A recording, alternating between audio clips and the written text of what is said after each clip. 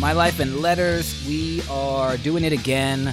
And on the phone today from Denver, Colorado, we're really, really excited to have this guy on. Emit from DF, ATT, IMOK, RTD.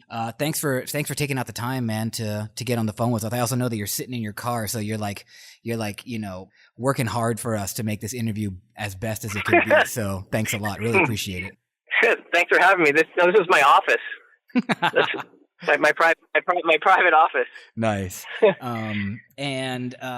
We were talking before the interview, and I was, because I struggle with how to sometimes open these interviews, asking people about early memories pre-graph that got you interested in letter or in, typography or something like that. And you actually said that you really couldn't pinpoint anything.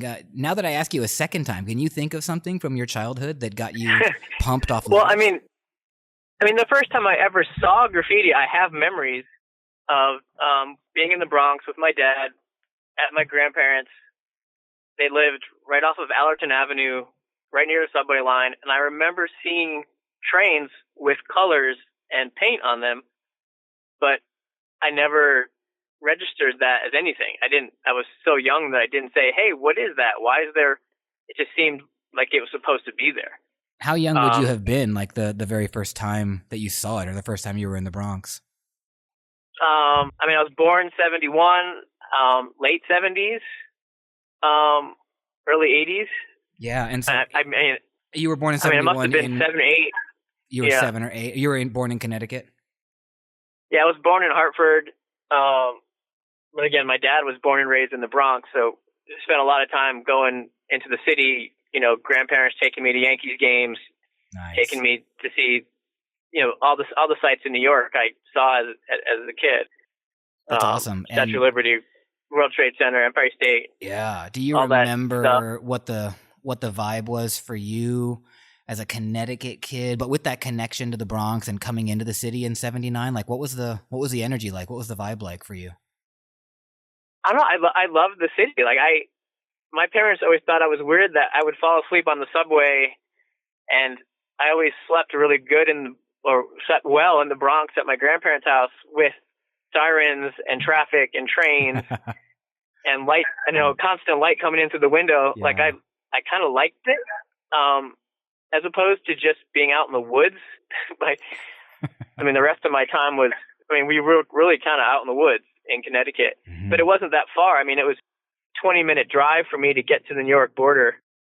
And, 45 minutes to an hour, I was in the middle of, more of a graffiti heaven. Yeah. And you're 8 or 9 years old. And I remember pretty clearly being 8 or 9 years old. And I was into punk and rock and roll music. And I was as a 9-year-old, I was a little person, So if I had seen graffiti at that time, I would have been really interested in it. So do you have a recollection of the first graph that you ever saw?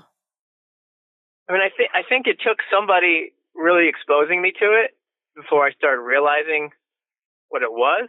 I think through the 80s, I started skateboarding in early 80s, and then mid 80s, I had a freestyle bike, and I started BMXing and dirt jumping, but all of those, and then late 80s started snowboarding, and I think all those sports and how new they were actually impacted the late 80s, early 90s graffiti in a way because of that, the influence from it, and trying to learn tricks and trying to stand out and trying to create your own identity as someone that was on the mini ramp or dirt jumping. You wanted to have a cool bag of tricks that you could pull out. And I think that later comes into graffiti where you want to stand out and you want to have your own style and you want to do something that someone else hasn't done yet.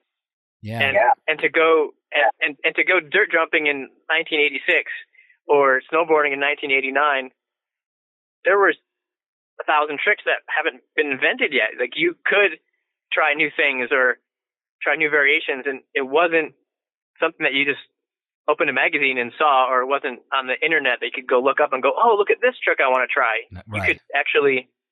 You could actually make up stuff that you hadn't seen before. I think Right. that impacts you later. Yeah, I'm sure. No, I didn't. And I think I'm going to come back to this like bag of tricks thing, because you definitely, I feel like as an artist, you've always had that. So, and I'm also really interested, man. No one's made that observation about skate and BMX culture about having tricks. Like most people that have brought up skate culture connected to graph, it was like huge rebellion. It was dirty. It was kind of mean and angry, and you could get out all this frustration. But I'm getting the sense from you that it was a little different. And I think that's a very common thing in graffiti. Like I would, your teenage, your angst and whatever, pissed at your parents, pissed at a girl, pissed at your friends. You went out and you painted, and it was a way to go vent. And took your mind as soon as you were out, walking down the train tracks in the dark looking for a spot to paint. All that stuff went away, and you were kind of at peace, and it was fun, and you were just doing something totally different, and it got your mind off of anything that was bothering you. Yeah, and that freedom, I think, it lends itself to graffiti culture, like that. There's just like that sense of independence and freedom. No, I mean, I even, that gave me a flashback to, I know you talked to Chris Cycle, and I remember him just going, I need to go skate kind of thing. Like, and that was, an escape from the stress and the drama and your parents and, whatever, your sister or brother bothering you, whatever was your hardship, which obviously wasn't much of a hardship when you're 18, 19, but you took it way heavier on your shoulders, that these things were all pissing you off, and you had to go just let out some energy and go do something. Yeah, and you had mentioned that you were going to the Bronx in about 79, but that when I asked you what kind of graph you might have seen first, you actually said that you didn't get it or something until it was introduced to you. Would you say then that the graph that you were seeing around the Bronx around that time was just it was just background? It was sort of like the soundtrack to, New York City at the time? Yeah, I mean, I don't know if there was even highway graffiti yet. Again, if it was there, I don't remember. I didn't notice. I certainly spent lots of time through elementary school and into high school doodling and drawing. I always just didn't have a total solid attention span to what the teachers were saying, so I would doodle a lot and just draw. I mean, I think I ended up drawing more like BMX related stuff or whatever you would doodle. But that led me into taking, I guess I went down a path of not taking art classes. I took technical drawing classes. Oh, cool. And I took an introduction to like technical drawing. And then junior year, I took an engineering drawing class where you actually had to draw parts from different angles. And actually, there was a mathematical way that you actually drew proper three-dimensional scale drawings of various types of parts. And it was very, very precise, very exact. Yeah. But yeah, perspective was very precise, and it's a three-dimensional thing. And then senior year, I did architectural drawing. And again, it's very technical, but yet your final project is like plan a whole house kind of thing. And wow. But I think that technical side of like line weights and drawing and proper perspective, I think that's probably molded part of my personality once I got into graffiti. That's really interesting. I mean, I don't know I'm trying to really put it into perspective and think what made me do what I did. And it's kind of hard to say. I mean, you're just kind of going. Yeah, that's fascinating, man. All those technical classes and architectural drawings. Although that was much later, right? Like that was way into high school, and just by virtue that was late 80s. Yeah, and by virtue of knowing some of your friends, I know a little bit of your timeline. So let's keep it back in that early 80s time. And you said also early 80s was when you grabbed a skateboard. Because another thing that has come up in so many interviews is how much of this graph culture, a lot of it being West Coast, was actually transported through all the skate companies. Was that something that was having an impact on your life when skateboarding became a part of your life? I mean, I started skateboarding when I was 12, so that's 1983. And being 12, I only skated out on my street in front of my house with my neighbors. Okay. It wasn't till 16, 17 when I had a car and I was traveling around town, and there was spots, and there was a spot that I used to actually see cycle at all the time. That was like a mini ramp, that was in the woods that these kids had built, like almost like a little mini ramp complex. That's awesome. Of stolen wood. Was that in Hartford? No, it was in Newtown where I grew up. Cool. So I grew up in Newtown, Connecticut, which is just on the everyone knows Danbury. It's a little bit bigger city. Mm-hmm. Mm-hmm. And actually Newtown probably now is a little more on the map because of the Sandy Hook shooting a few years back. Okay. I used to play soccer. At that school. Whoa. When I was a kid. Anyway, that's all different. You were talking about that skate Dramatic spot. story. Yeah, very. You were talking about that skate spot in the woods, and is that where you met Cycle, or had you already known him prior to that spot? I can't even put my finger on where I met Cycle. Okay. I mean, we had that spot.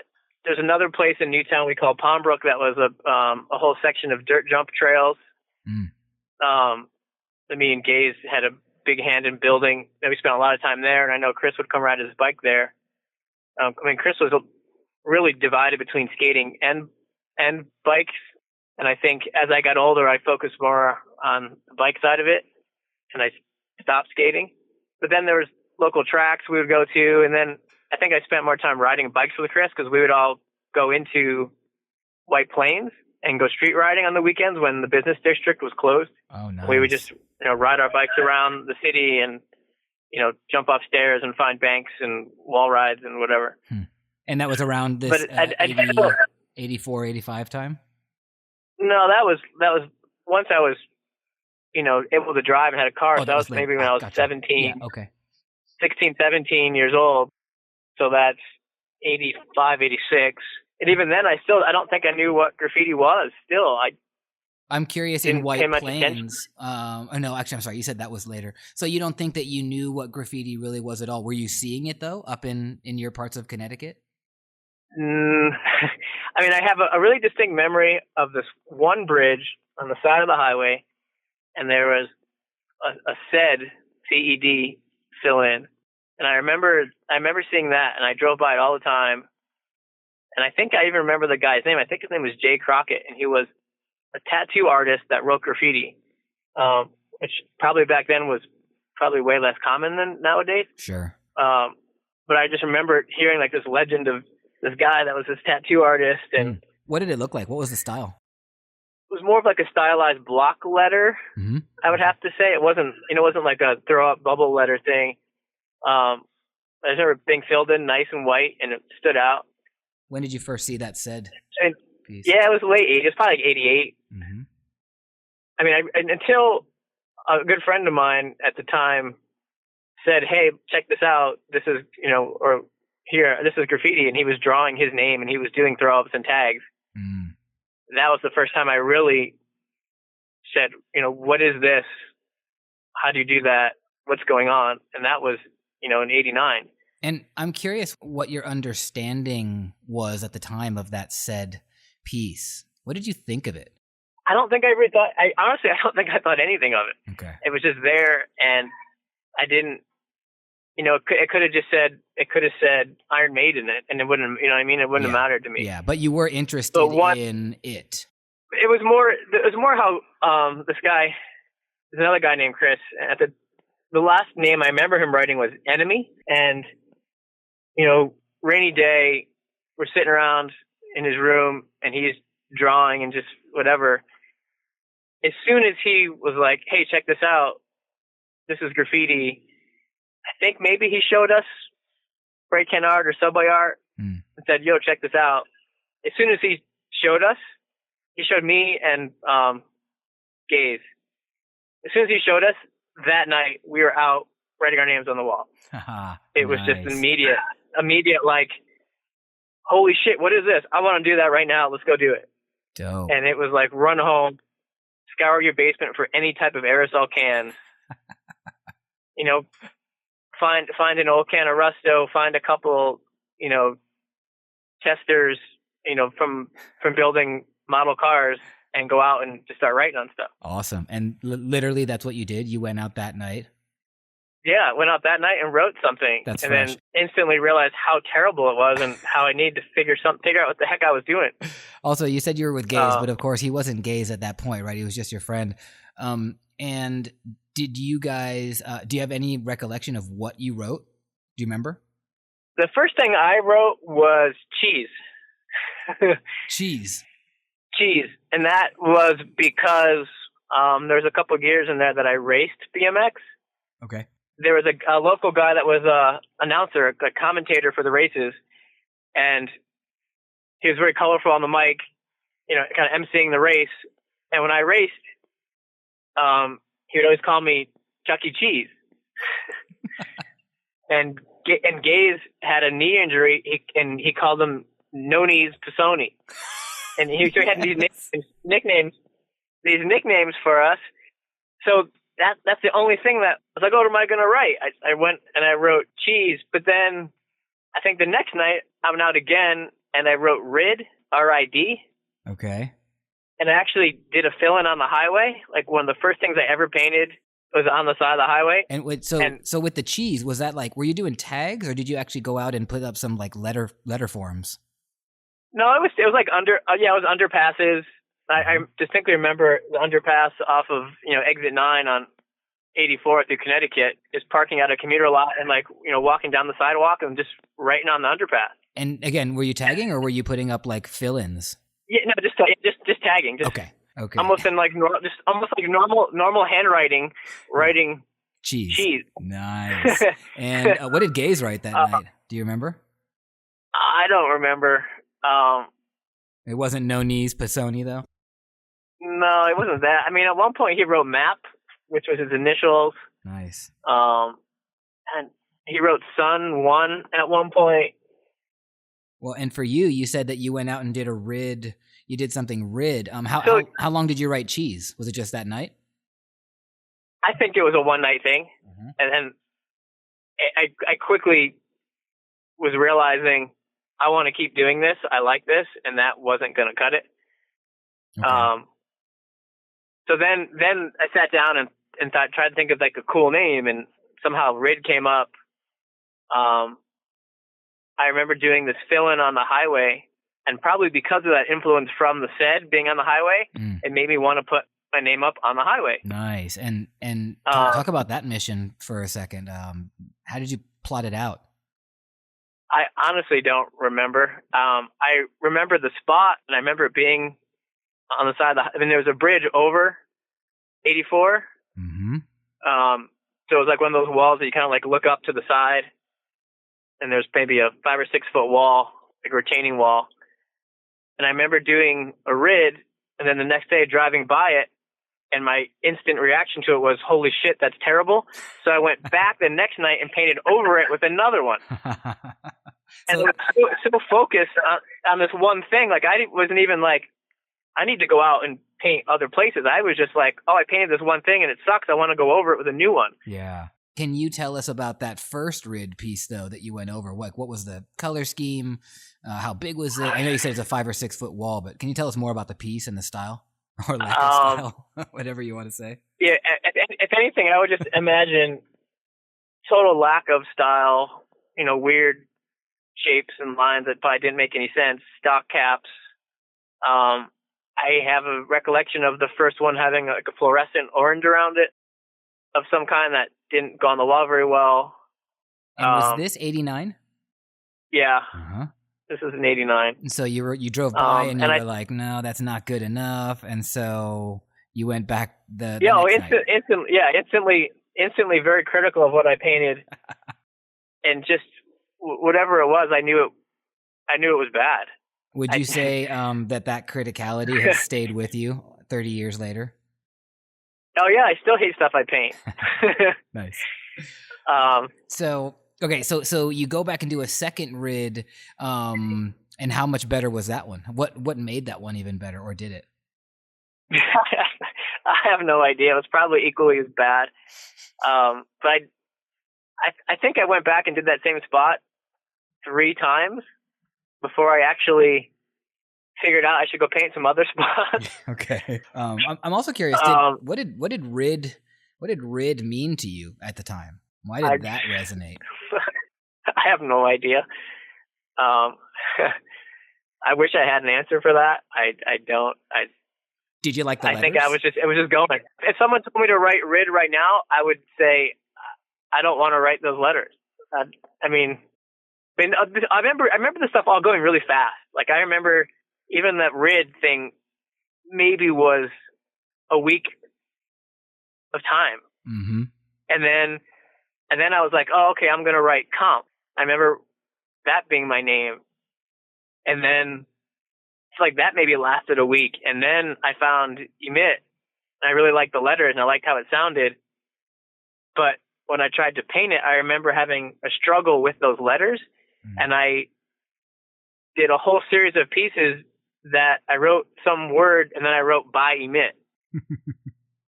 And nice. And because of the influence of spray can art and subway art, and Gaze being my main partner at the time that wanted to go out and do these things, and paint with me, we were like, I want to do that. I want to do pieces. I want to do these big, colorful things. Like we almost skipped all the tagging and just went right to illegal piecing. And the two spots we continued to go were kind of high profile spots. One was under a bridge by train tracks, but it was about 50 yards away from the highway. It was kind of set back a little bit. And we would go, it was a good 2-man spot. We'd go there all the time and just do pieces. And you could only see it from the highway. And then there was a spot leading into Danbury Fair Mall.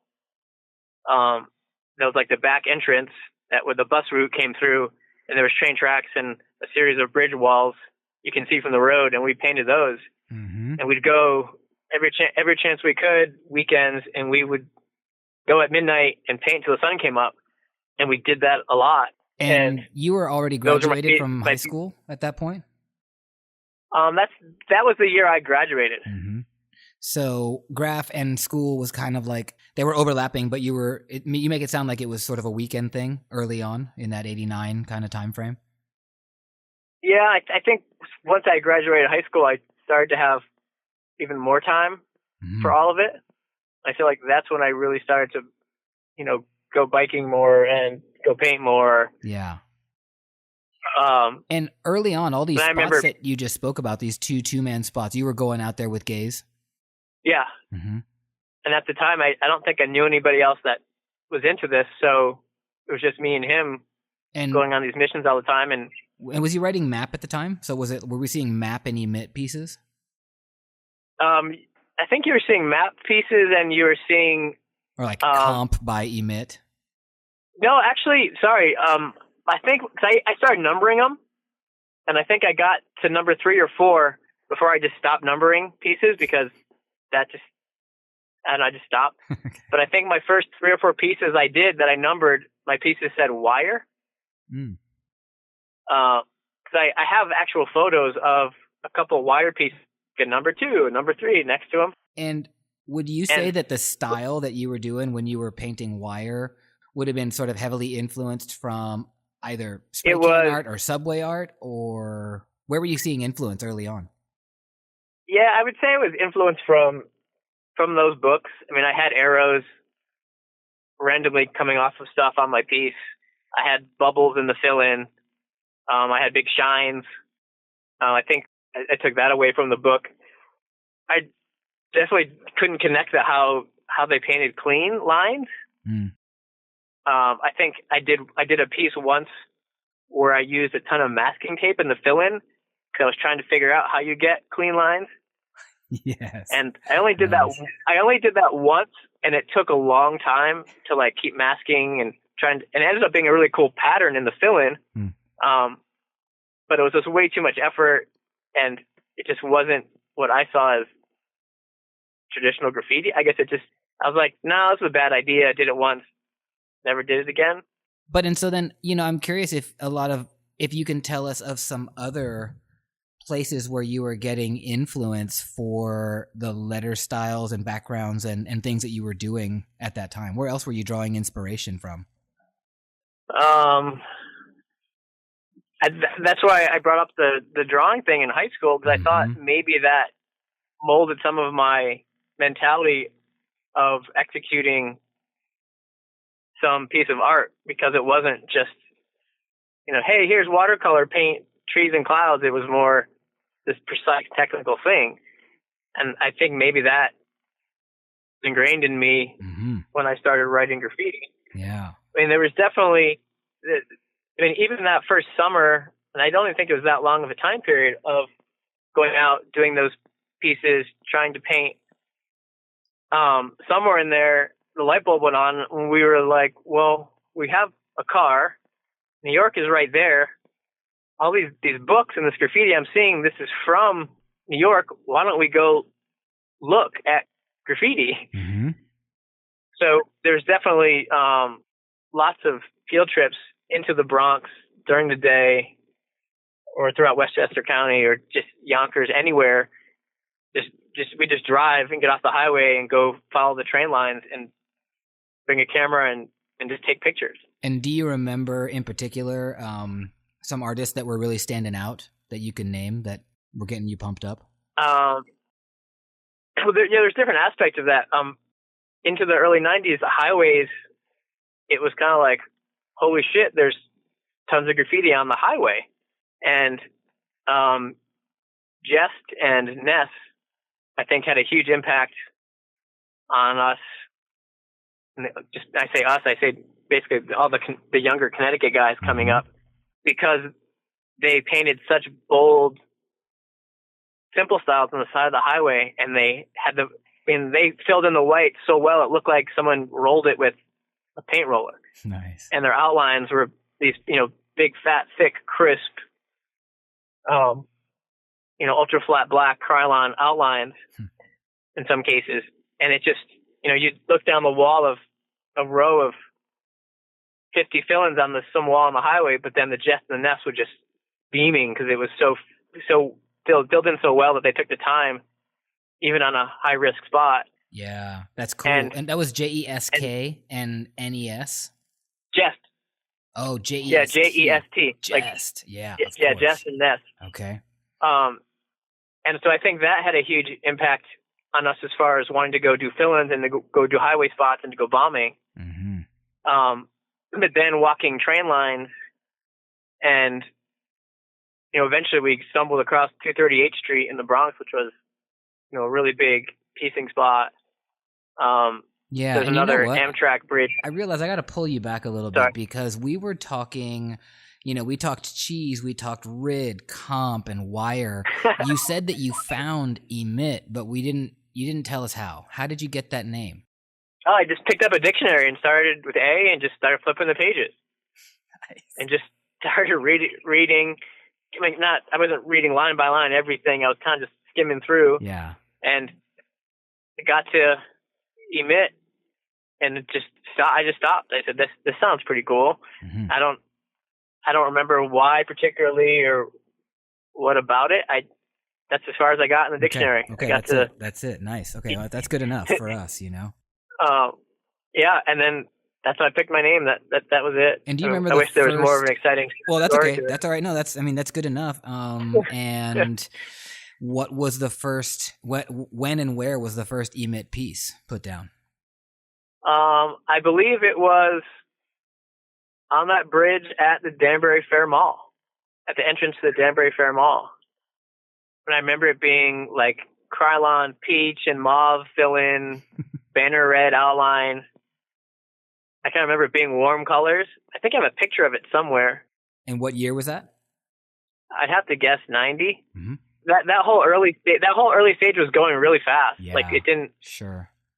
Like we were so excited about it that it was like a constant thing that was just going. Well, and actually tell us about that. Like for those of us who weren't in New York / Connecticut in 1990, you've described the highways. What else was the scene like between the two states?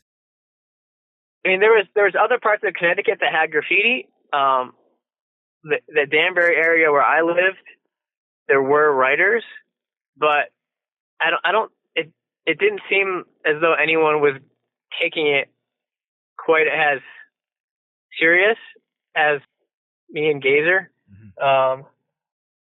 And as far as going into New York all the time and taking photos, that led to meeting people in New York. And I felt like we started going to New York and surpassing what was in the scene in that area of Connecticut, but we were bringing New York back kind of thing. Yeah. Because then when we were doing fill-ins on 84 in Danbury around the mall, and we were having this direct influence from Jest and Ness and how they did their fill-ins, I think other people farther into Connecticut would come to that same mall, and then they would see our work, and then that was drawing that New York style of highway painting farther into the state of Connecticut. Yeah. Because then I remember when I would drive into New Haven or to Hartford, going away from New York, like heading toward Boston, I started seeing other fill-ins that were very reminiscent of what we were doing, which was what we were pulling from New York. Mm-hmm. So it just started kind of like spreading that influence through Connecticut. Yeah, and I imagine it just like took over within just the next couple of years. But you had mentioned now you're driving more and more down to the city, and you mentioned that you went to 238, and it sounds like 238 was a big thing for you. Was that being a Connecticut kid going to the Bronx and painting there? You want to tell us more about just what it was like to be there for the first time? Yeah, honestly, I remember the first day I saw, I found that bridge. I had actually a friend of mine, Zach, who writes Vade, V-A-D-E. I think at the time he had the car, and we said, "Hey, let's go to the Bronx today and go take photos." And he was into graffiti. He liked collecting photos just like I did. We just took a drive, parked in a neighborhood, started walking the tracks, and we kind of turned the corner, and you see out in the distance, several hundred yards away, you see the bridge of 238. And I remember almost in my head, we almost like cheered and like jumped for joy. And I'm sure I don't think we did, but I know we started running. Like we saw it, and we were like, "Whoa, look at that!" And we started running down the train tracks. That's awesome. Like so excited to get there and see what graffiti was there and what pictures we could take. And I mean, a couple dumb white kids from Connecticut walking down the tracks in the Bronx. I think ignorance was bliss too. Totally. I mean, I probably went to a lot of places.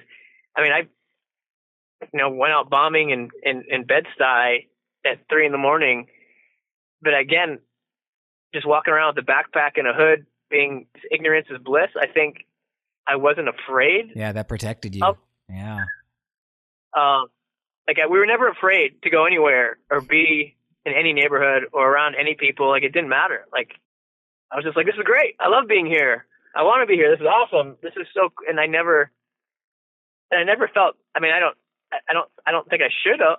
I didn't feel threatened. I didn't feel like I was in the wrong place. No, I mean, it's like the old saying to just like act like and then, if you act like and I think that's what it was. I think we acted so relaxed and we were so cool with being there and happy to be there that I don't think anyone looked at us like, hey, those kids shouldn't be here. That's super cool. Or that first day walking down the tracks, did you guys paint that day or were you just scouting stuff out? No, we were just scouting stuff, had our cameras, and of course we ran up on that bridge and there was tons of really good graffiti. I remember taking pictures of like a UW production, King B, Nev.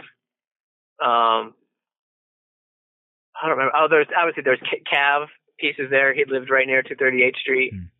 There's actually a huge Cav piece on this big metal box that's right to the side of the bridge. That's kind of an iconic spot for that bridge. Still running? Oh no, I mean, this is all. Sorry. Okay. I just that piece, just in that spot. Maybe it's just for me. Yeah, that really stood out. It was just a big, huge. It was a really large, 10-foot by 25-foot power box that was just down the tracks a little bit from the bridge, and it was almost like this, like framed off canvas of a spot that when people painted it, it just kind of stood out. And I just remember rolling up and seeing that Cav piece on there, and it was just really cool. Still see it exactly in my brain. Yeah. So with you and Gaze, like you said, these two white dudes from Connecticut, and you're just down there, didn't know any better. And what happened next? This was me and this guy Vade that I knew. Right. Oh, Zach Vade. Okay. So then I think the next time I went back was with Gaze. I was like, dude, we got to go paint this bridge. It's fucking awesome. So somewhere in the near future that weekend, I don't know when, I went back with Gaze and we did pieces there. We parked in the neighborhood and went under the fence with our backpacks and went down there and just did some pieces and went home. When did you do it? Like, what time of day did you go and paint 238 for the first time? Yeah, middle of the day. I mean, once you were down there, the only thing really was kind of ducking from trains. When trains went by, when trains went by, or a train was coming, we just kind of stood behind the wall or got down and tried not to be seen. And what about at that time other writers coming through? I think one of the first days I was there, I remember meeting Ket, and I remember him just walking up, and we were like, obviously our eyes are bigger than our heads, and we're like, hey, how's it going? Like, again, super happy and just excited to be there. And I remember Ket being with a couple guys, and he was just like, yo, Kitty Cat 1. Nice. And it was just kind of like, hey, what's up? And then just, walked over to the wall and started painting. And we were just like, cool, we met other graffiti writers. And I don't think we talked much or had much to say. I think maybe he asked us where we were from, or it was really, really short. And obviously I don't think our graffiti at the time was very good. He probably just was like, oh, look at these kids, their toys down here painting. But he was cool. He was cool. Like, he didn't say, hey, you're a toy. He just was like, oh, cool. I mean, I don't think at the time there was a lot of graffiti writers. I don't think there was a lot happening. I don't know what it was like to be someone that was established, that was writing, how people looked at us. I mean, eventually, when people saw enough of our work, I think people were like, oh, there's those Connecticut kids. But I don't know what. And I'm guessing that other people had come to 238. I mean, by 1990, New York City, by some people's standards, was in a fourth generation, right, of graffiti writers. So in a lot of ways, I don't know the history of 238, but maybe they had already seen it all, and it was more chill for you guys to be there. Yeah, that place had been. Yeah. I mean, there's 238 graffiti in the spray can art book. And I think even when me and that guy Vade rolled up on that spot, as soon as we kind of came over this hill and looked down and saw the river and it's got these back walls of 238th Street, again, we probably were jumping for joy, going, "Oh, it's from the book. This is that spot," kind of thing. Yeah. And I think Vade even has a picture of me looking down the hill, kind of toward that wall. And I'm kind of like jumping in the air with my hands up, like doing this crazy pose, like I'm super excited to be there. And that was the photo he took of me at 238 the first day. Oh man, that's a great story. I want to be jumping in the air, so happy about it. That's so good. A lot of people, when we put out that call out for questions, talked about colors. And so I'm going to do this real official and see if I can do this, but I'm going to go back. I'm curious about, you had mentioned early on grabbing paint from your basement. When you were going to 238, let's even just talk about that day that you went down to paint with Gaze. Where did you get all of that paint from? There's a multiple part question. Where did you get that paint from, and how did you choose the colors? And here we go with the question. So this is from @GentlemanJoshua. And he says that he wants to hear about your process in choosing colors. I know that @GentlemanJoshua is probably asking about today, but we're going to pose it for 1990. How'd you choose your colors back then? Back then, I feel like we had a limited color palette going to the local spot, going to like Caldor's and Bradley's, and they always had Krylon Baby Blue and Krylon Mauve and Krylon Jade, and they had True Blue. I remember doing a lot of True Blue and Shadow Gray outlines because there was the two dark colors that worked pretty well. Mm-hmm. I feel like back then it was more just whatever we could get. Every once in a while we'd find weird auto paint and try and use it, and you end up with this kind of clusterfuck of random brands and random paint and things that didn't fit caps, and you kind of just did whatever you could. Mm-hmm. Once we learned how to mix paint was the first time I ever was actually trying to plan a color scheme because I could make colors I wanted. Dope. And I'm glad you brought that of up course, because we were taught how to mix cans. Actually Crayon kind of passed down a lot of this knowledge, and I don't know what you did. We used WD-40 caps with the red. Yeah. Is that what you were doing? So that's what we did too. I'm curious who taught you how to do that? How'd you get that knowledge? Shit. I don't remember. Okay. That's cool. And there was definitely a point. There was this nightclub spot right over the border from Connecticut in New York, and it was this weird little indie goth alternative all ages club. And they had an arcade in there. They had a spot that kids would just go on a Friday night and skate inside in like this back room, and they'd just play. Eventually they started playing a little bit of techno, but it was alternative and goth, and it was a hangout. Mm-hmm. And I met a couple people there from New York, and I think they introduced us to a lot of stuff in graffiti. It was that's where I met this guy. He wrote Beyond, and then he introduced me to a guy that wrote Besm and a guy that wrote Noble.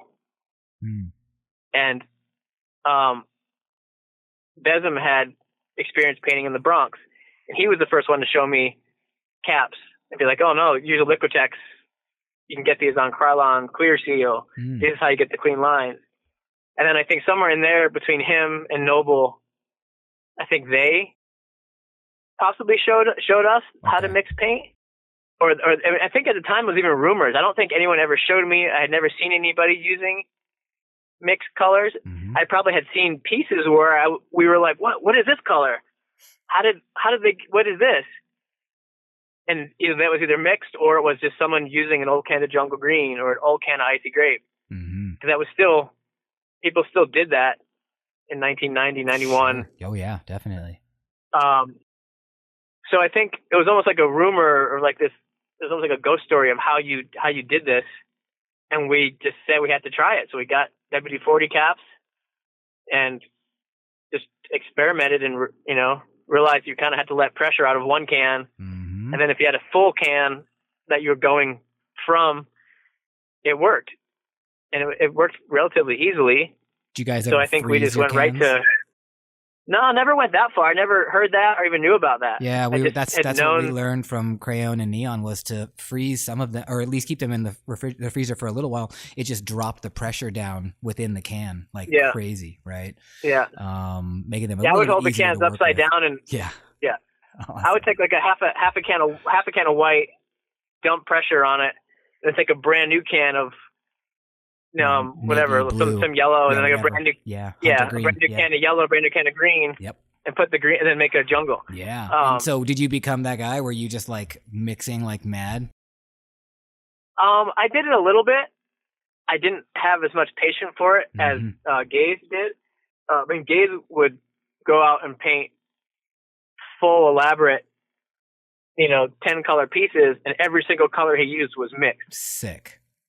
That's awesome. Yeah. I was a little bit more lazy with it, and I think maybe I would have like an accent color or a 3D color or something that was a color I made.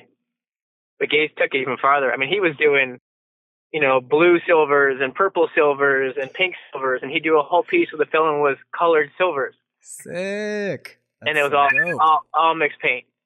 And looking back on it, you're like, holy shit, that's really cool. But at the time, I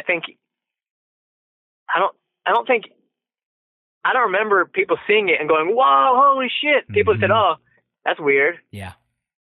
And I think, I honestly, looking back, I admired him a lot for so many things he did. That at the time, people were just like, "Oh, that's some guy doing some weird stuff." Mm-hmm. But here, almost 30 years later, some of those things I see almost every day flipping through Instagram, and they almost became normal things that people do. Right. But back then, it was just weird. Yeah, and I'm it was people just that leads me to ask, man, like what other parts of that partnership with Gaze early on have really stuck with you? Or actually, let me rephrase that, dude. What part of Gaze's influence back in those early days influenced you? Like, what was he doing? I mean, you mentioned that mixing of colors. Can you give a couple other examples of things that Gaze did that really got you going? I mean, just like, I mean, we were that period of time that we spent a ton of time together.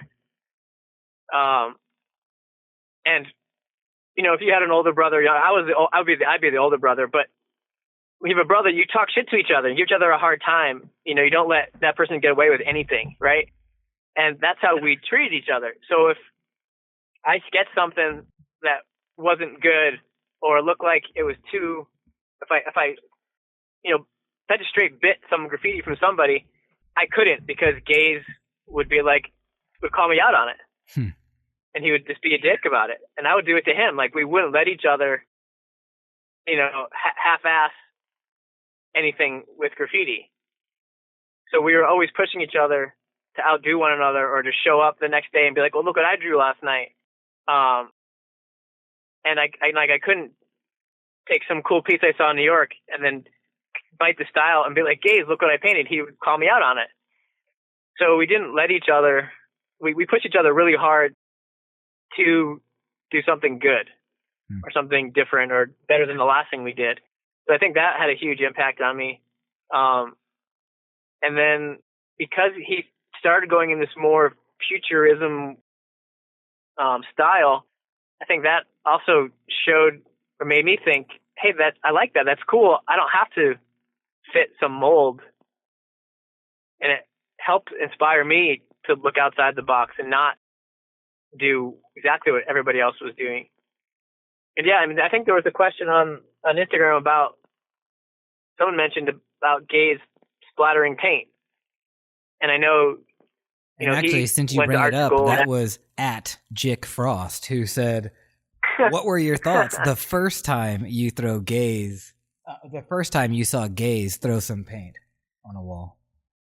Well, so I mean, there's I've seen these kind of discussions that relate to other parts of art in general, where someone says, well, you know, I did this, or I did this first, and people go, well, no, someone in the 70s did that in graphic design, or somebody in the 60s did that in cartooning.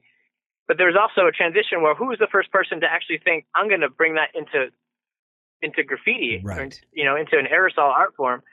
So, you know, yet Jackson Pollock threw paint. His canvases were just big splattered paint messes, and Gaze liked that aesthetic. He liked how random, how it was like controlled chaos. I mean, there's something about that appealed to him, and he saw that you could, like, I never connected it, but he thought, I can do that with spray paint. I could splatter the paint. And I just remember he started doing it, and I was like, wow, that's weird. It didn't instantly make me say, I want to do that. I think it made me want to find something unique also. And I think I started purposely dripping paint because he was throwing paint. So then I was like, oh, I'm going to purposely drip paint on my piece so it kind of fits with what he's doing. But I wasn't throwing paint, I was making it drip. And I was like, well, that's different. You're not supposed to drip. So what if you drip? Kind of thing. Cool. And I again, like most of these things, I don't remember ever finding something that I wanted to keep doing over and over. I found things that I wanted to do as a small detail. Because I was still, I think for the next 10 years straight, I was trying to find style and trying to learn style. And I think that's the hardest part about graffiti. You know, finding little details, whether it's splatters or drips or jibs or whatever you paint. Those things are all little details to it. But the hardest part of graffiti is style, and having a unique style and a good style. And yeah, that's a really interesting perspective on that. And I'm glad that you brought up style, because I mean, actually, you had said that Gaze had like this futuristic thing, and you know, when I think of those early productions that we were seeing, like in magazines 92, 93, whatever we started seeing magazines, we all thought you kind of had like a little bit of a futuristic style in a way. What would you have called your style in those early years when you were calling Gaze's stuff, in your head at least, kind of futuristic? What were you doing? So I think Gaze did well finding that niche and finding his style really quickly. I don't think I ever did.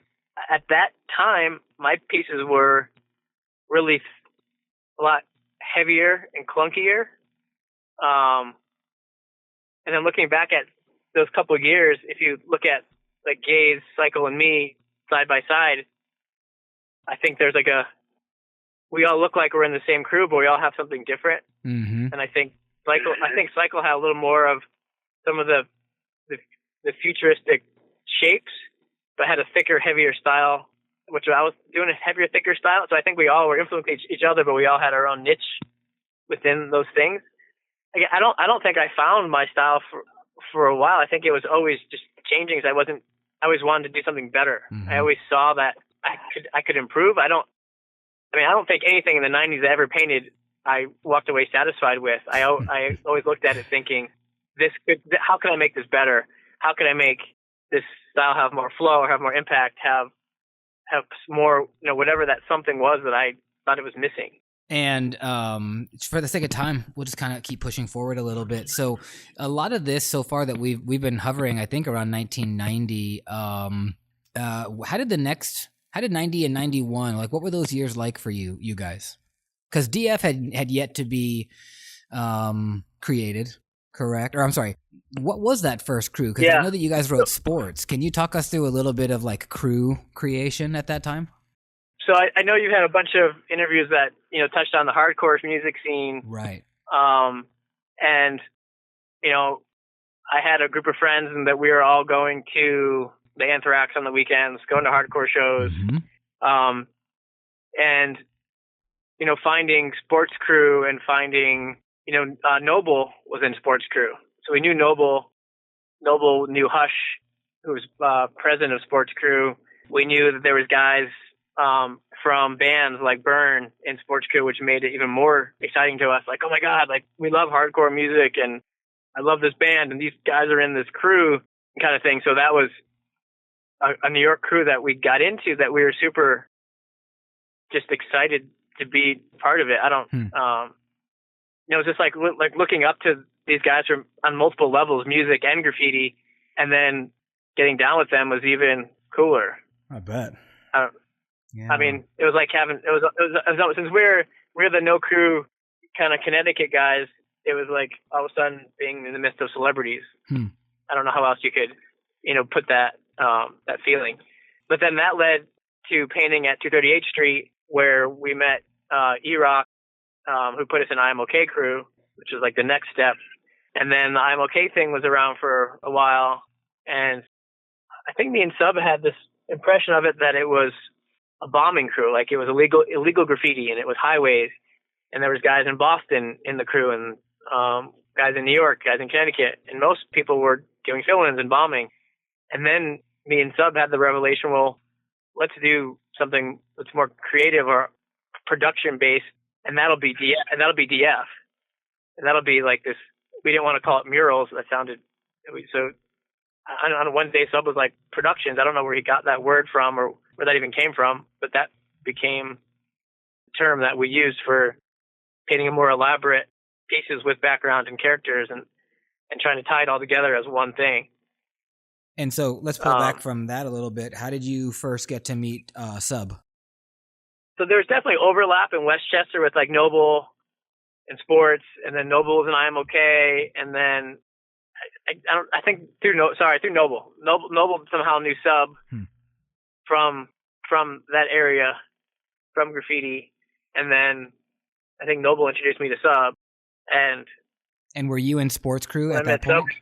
Sub, honestly, there was a time when I think I still was, because I think once me and Sub started doing DF, Hush kicked me out of Sports Crew, to be totally blunt. And I think he didn't actually. I think Hush told Cycle to tell me not to write sports anymore. Ouch. And I think at the time I was more focused on IMOK, and I was really focused on DF and what was happening. And I don't think it really bothered me. Okay. And yes, at the time when I got into sports, it was really exciting. But I don't know. I don't remember it being like traumatic or anything. I was just like, okay, well, I'm doing something different. And and again, it's like we're these kids in Connecticut that have a different upbringing and different mentality. And I saw a really clear difference between how I looked at graffiti and how Hush looked at graffiti. And I think he also understood that it was two different worlds and two different things. And I think later on in life, I saw him again, and he was like, I get it now. He's like, I see what you guys are doing and where you're going, and I see that that's way different than my upbringing in Queens. And I think we all, as we got older and more mature, we saw that there's way different outlooks on graffiti, and it's kind of hard to explain. Well, sure, I understand. I bet Hush could explain it really well. I bet Hush could explain it really well. He's a really smart guy. I'd like to hear more about that. Although I think for the sake of the chronology, let's go back again, because like I don't know what crew you got into first. I mean, I know that you started writing Emit, and then you said that you guys were kind of a no crew. But when did you get put down into a real crew for the first time? Well, there was a Connecticut crew called GT. It was called GT or BF. It was GT Graphitech or BFG, Bombing Future Graphitech. And it was a crew in Danbury. And there was this guy who wrote Spunk. That was I remember seeing his book. He's a ridiculous artist. He didn't have much out in the public of actual graffiti, but it was his crew, and we, knew guys in the Danbury area, guys in the hardcore scene. We got put in that crew. And then that was probably the first crew. And was GT like doing mostly like kind of the graffiti you would see at the Anthrax in the bathrooms, or were they actually going out and also doing pieces and small productions? Yeah, there was. Eventually we found some bridge spots, and there was graffiti in Connecticut, and there was, this guy Doc that was painting, and there was these other guys that in Brookfield that were painting. There was a lot of overlap in names. There's a guy that wrote Fate and a guy that wrote Fuse. Sure. And there's a lot of names that you would see in every city. But again, it was guys that lived in that town and painted this one bridge in that town, and they weren't out to make a name for themselves in graffiti, which somehow that's what brought guys like me and Gaze and Cycle, eventually Jive, Wink, Sad, these guys in the area, that we started seeing a bigger picture, that we wanted to get out of that smaller town and paint on a broader scale and be part of a bigger scene. There's a lot of those early guys that I first saw, I don't think they saw it as something they were going to keep doing, or maybe they just weren't motivated or didn't care. I don't know what it is that made us. I just saw New York as a bigger scene and a lot more going on and more writers, and I wanted to be a part of that. And do you remember, I'm curious if you remember early on thinking that you would be doing it, for your whole life? Or could you have foreseen that you might be doing it 30 years later and beyond? No. When I moved to Colorado, I thought I was done with graffiti. I thought I quit and it was over. Okay, interesting. But as a kid back then, you were just kind of in the moment, just doing it. Yeah, exactly. And yeah, nice. Okay, so you said you get down with GT, and what was the crew chronology after that? Well, then it was Noble started a crew called TS, the System, and we started. I don't know if that was before or after sports, but we were writing TS, and that didn't last very long because we were going out bombing, and there was another crew in New York called Terror Squad, which you might have heard of. Yeah.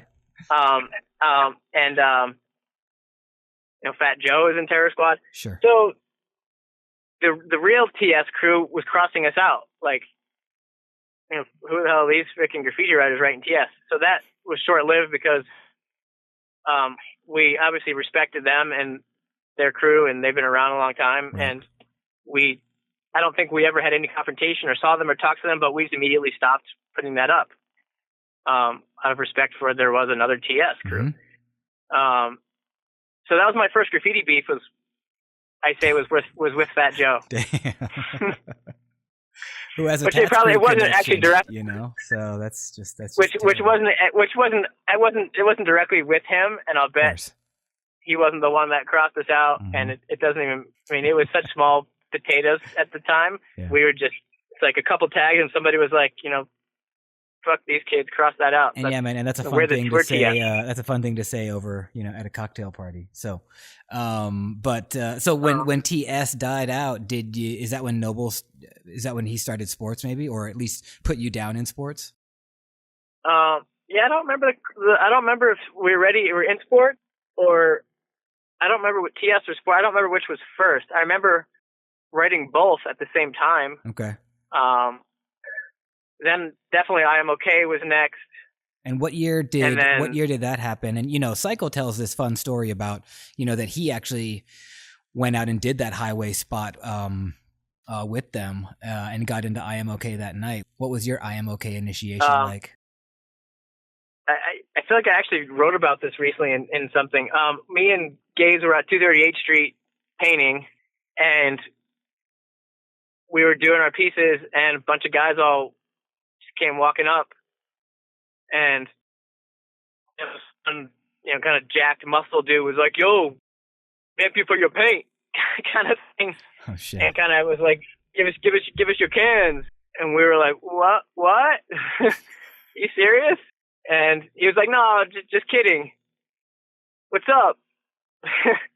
I'm E-Rock, and then just was super cool to us, and said he had seen our stuff, and he'd heard we were from Connecticut, and he was from Connecticut, and just said, "Yo, we should all paint. I want to paint with you guys." And I think eventually we drove down to Norwalk, went to his house, piled in his Camaro, and he took us highway bombing, and in that process, he put us down with IMOK. Sounds like E-Rock had his method. He had his MO. He did the same thing, right, with you that he did with Cycle. Were you in IMOK before Chris was, or did you guys? Do you remember that? How that went down? Yeah, I think we were. I think that was the first time anyone had met E-Rock. Was me and Gaze at 238th Street. Mm-hmm. And then I think and then Cycle got down, the crew, and Noble got down, and then Sub. Right. And then eventually some other, Jive. And you had talked earlier. There's a I'm sorry, go ahead. No, there's a period of time in the early 90s that IMOK crew actually got, I don't know what happened. It lost control of people putting people down, and it became out of control. And I think there was a period of time where it eventually died out because there's too many people putting it up. Okay. Like there was no process. Mm-hmm. Yeah. Which when we started DF, we then had more of a process. And what year people in the did crew you start DF? I'm unsure. I feel like it was 92, 93. Mm-hmm. I don't have an exact date. But if someone could tell me, I do know. Me and Sub started it. And it's interesting that one of the direct influences to start DF was seeing two particular pieces. One was Vet and Boast, and one was Vet and Seth. Mm. And they were both, illegal productions under a bridge, just, big section of the wall, rolled out, really big pieces, some type of something that tied it together, crew spell out across the top. And those two pieces made me want to do something really big with spell out across the top. I know Sub was on the same page. So to put the timeline in perspective, me and Sub did Videograph 7, did this huge production, characters, spell out across the top. Mm-hmm. And I remember, Sub saw Seth in the city, and Seth had a direct influence for us to paint big. Seth told Sub, this is what I want to do. I want to paint big. I want to paint big productions. And then Seth got in DF. And then we did one parking lot production in the city, me, Sub, Seth, and Fact. And then later that summer, later in the year, Seth and Per started FX. We have this question from one of our former guests, which this is amazing. One of my former guests has written in at Jinsco, which, as you know, is Joker IHU. He wrote about this. He says that in the 90s, DF Crew was like, you were always painting these big, large scale productions, and that's how I remember you guys as well. And he's asking, saying about character styles and fill styles and backgrounds and everything you guys were doing. And he says what that outside influence was. So you're saying that Seth was definitely one of them. So I was really, one of my early influences, someone I really, really liked what they painted and really had impact on me was Vet.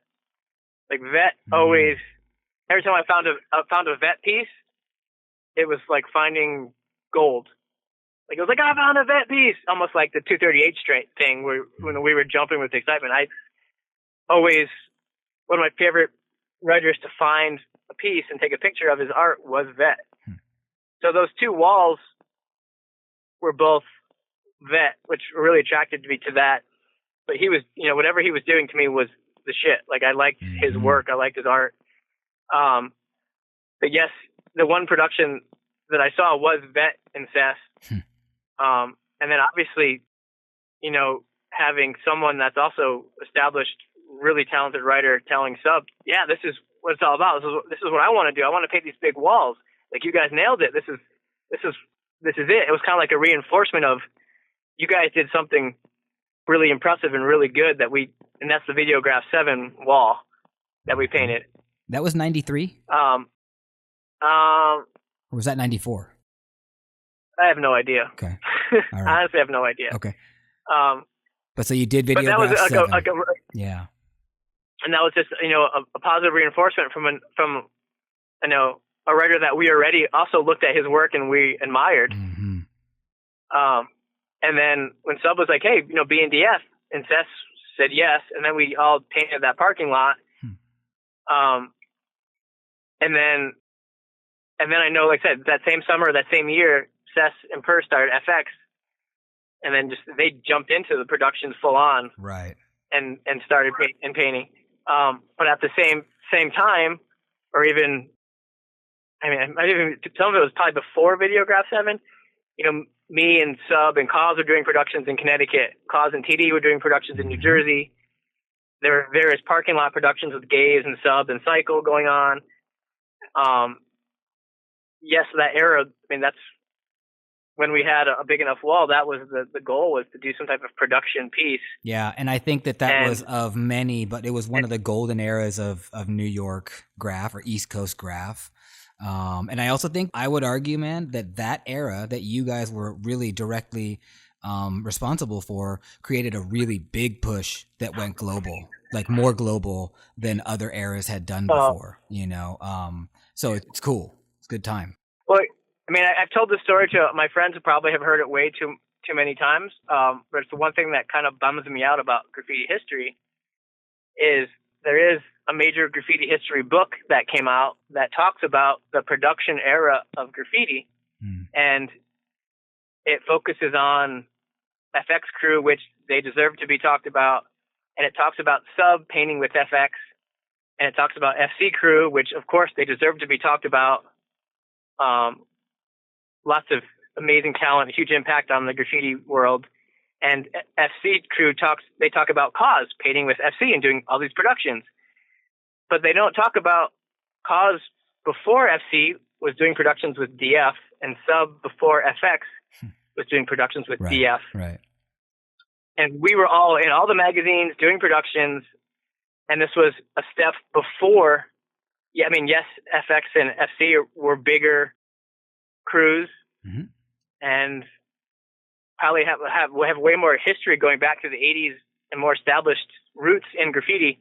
But in the timeline, the DF guys were pushing the production thing. Yeah, super hard. And, and that's the problem with history, or the challenge with history, is that it's it's always one person's perspective over another's, you know, and I think it's actually an interesting place for us to put this interview on pause because, you know, we just got this hour interview with you. It was from the horse's mouth, you know what I mean? And like that perspective is what we're all about, is like trying to capture your story, right? And we're doing that, you know, because you can't even see the whole perspective. It's hard.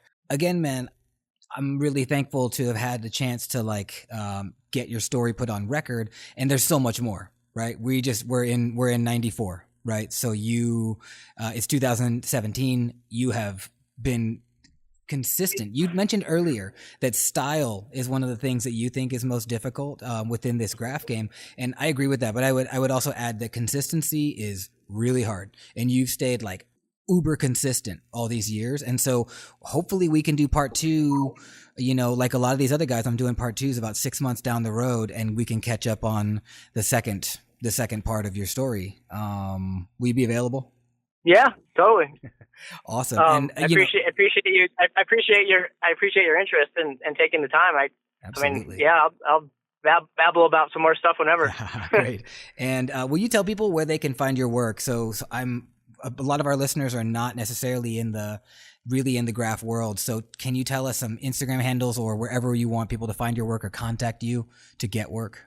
You see most of the newest stuff or whatever I paint would be Instagram, Emit DF. And then I have a bunch of photos on Flickr, flickr.com, same thing, /Emit DF. There's not a lot. I mean, I guess the Flickr account has a section of 90s graffiti. It's not a lot, but there is some 90s stuff in there. And then thedfcrew.com has a blog with a bunch of videos, probably 5 or 6 videos. A couple of them are like IMOK video blogs, but they were like, you know, DF reunions or just kind of more production painting stuff, probably a little newer. Somebody wanted to watch graffiti.